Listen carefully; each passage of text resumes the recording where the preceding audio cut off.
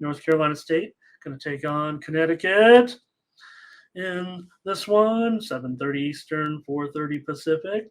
NC State is a 14-point favorite, and this total 46. Maybe is a little bit juiced to the under. It's been going under in general. The totals have all been going under since the early releases of the lines. Could be because of that discussion. Maybe it's just a general trend that people think that there's going to be an impact. There may be. It's supposed to be baked in the line here. I don't think odds makers are going to overlook it. So I do have some questions about. They haven't all dropped across the board. There have been a few that have gone higher, but does feel like at least 3/4 of the games on the line moves, whether it be subtle or big, have moved lower, quite frankly. So let's get into this one here with NC State and Connecticut. You guys get your comments ready. NC State have been on a decent run here over the last couple of years. 25-12 record, but just a 500 team really against the spread.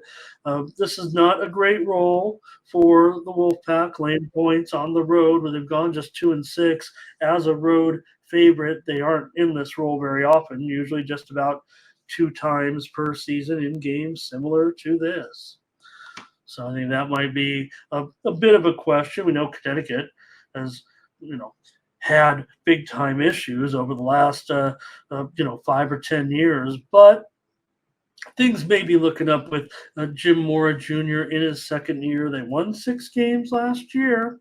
They have 17 starters back, and that's the key number, right? When we talk about starters returning, key number, if you can return 17, that's kind of a magical number in a way. Doesn't happen very often, but that's always a solid starting point, right?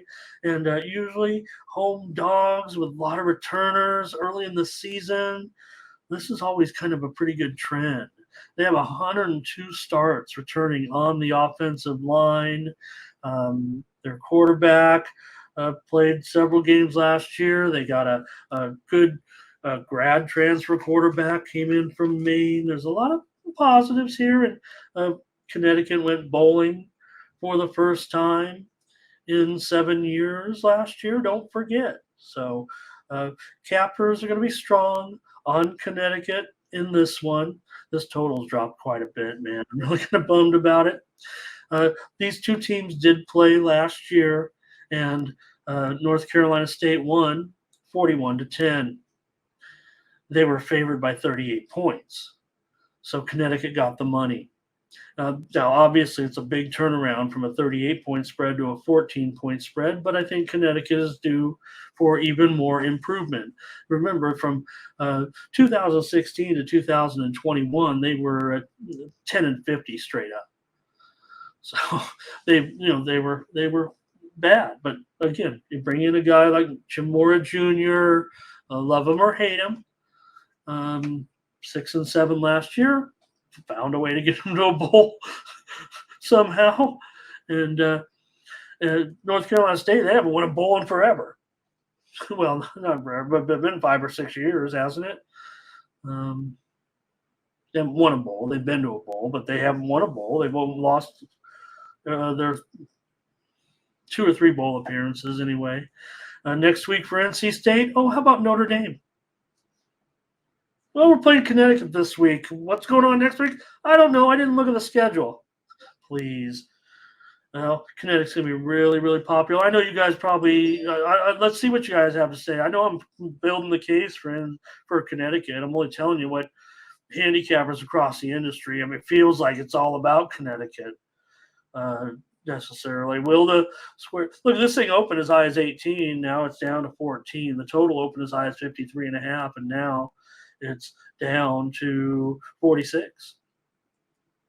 So I like the under. I'm telling you right now. Probably like the under in this one. Frankie says take Connecticut. Daryl says take Connecticut.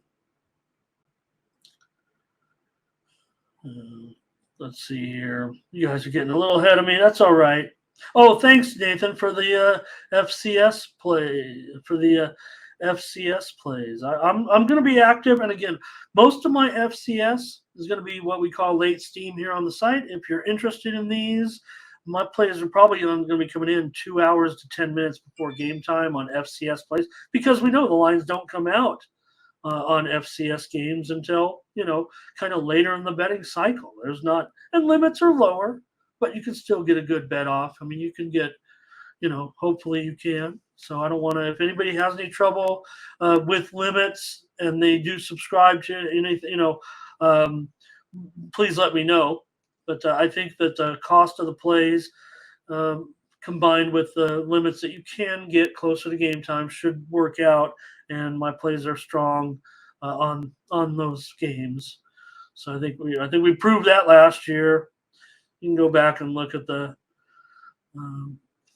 results from last year. Carla's on Connecticut. JD's on the under. I'm going on the under. Let's just make it official for my play right now.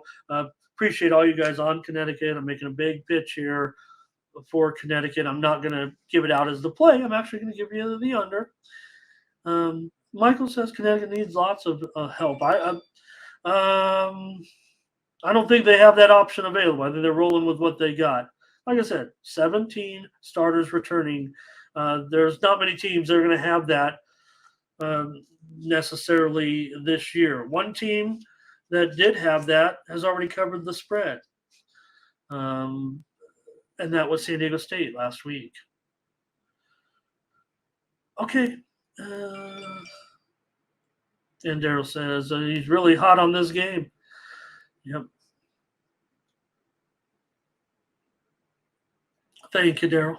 Thank you for your comments. Okay, I'll take the under. I think you know what I think you got the gist of everything I was saying. I don't know if I'm going to necessarily even put it in as a premium.